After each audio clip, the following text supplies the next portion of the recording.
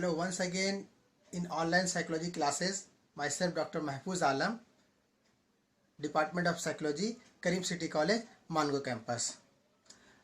As you know, we are in chapter 5, Therapeutic Approaches, and the topic earlier taught by me, cognitive therapy, client-centered therapy, logotherapy, and many more topics discussed in this chapter. Now I am with you with a new topic, and the topic is behavioral therapy. Let's see what is this behavioral therapy. व्यवहार चिकित्सा विधि को मशहूर मनोवैज्ञानिक जेबी Watson ने विकसित किया. This behavioral therapy was developed by JB Watson.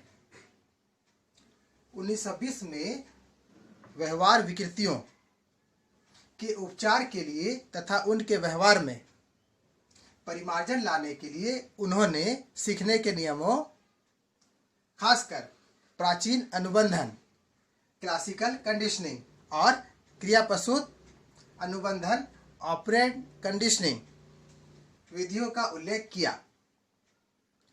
First of all, in 1920, two techniques, operant conditioning and classical conditioning, was described.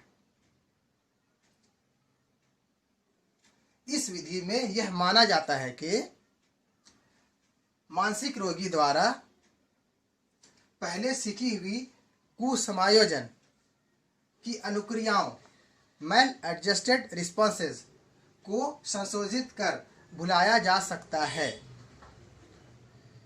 In this therapy, it is assumed that mal-adjusted responses can be forgotten or it can be improved with the help of these therapies. इसलिए कुछ लोग इसे व्यवहार परिमार्जन भी कहते हैं.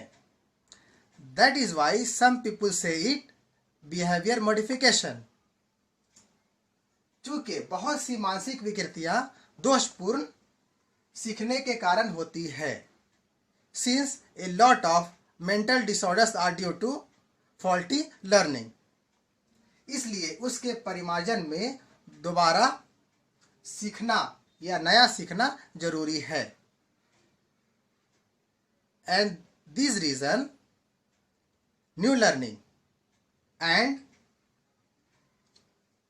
relearning is important in this therapy. विकृत व्यवहार ही व्यवहार चिकित्सकों का केंद्रीय रुचि रहा है. Behavior modification is the center point of the behavioral therapist. वे उन तत्वों पर खास ध्यान देने पर जोर देते हैं और जो आदत को बनाती है. They focus on that habits which modify the behavior.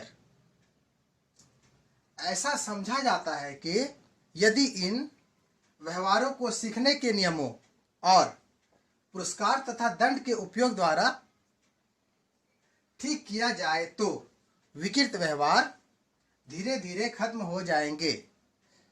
And it is also assumed if in this therapy reward and punishment are applied, then slowly and gradually behavior can be modified. और इसकी जगह अधिक उपयोगी और सही व्यवहार ले लेंगे. And in place of that maladjusted behavior, useful behavior will take place of that, and behavior easily can be modified due to these techniques. So we have seen here more focus are given in two techniques here, operant conditioning and classical conditioning, and more techniques will be discussed in my next class. So keep watching my next videos for the behavior modification techniques. Have a nice day. Thank you.